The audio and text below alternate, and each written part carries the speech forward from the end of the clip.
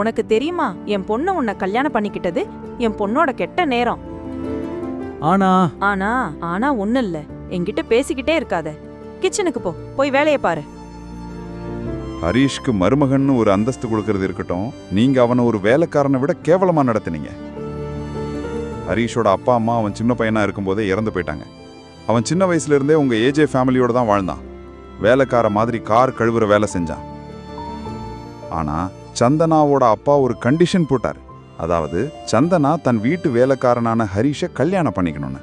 ஆனா இந்த கல்யாணத்துல சந்தனாவுக்கும் உங்களோட சேர்த்து குடும்பத்துல யாருக்குமே சம்மதம் இல்லை.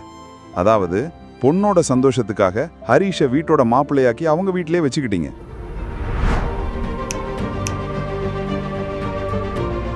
சீக்கிரம் எழுந்துரு. நான் ரொம்ப பெரிய பூஜைக்கு போகிறதுக்கு லேட் ஆயிருச்சு. அங்கே என் பக்கத்துல வர முயற்சி பண்ணனா என்னை விட மோசமான ஆள் யாரும் இருக்க மாட்டாங்க. சீக்கிரம் வா.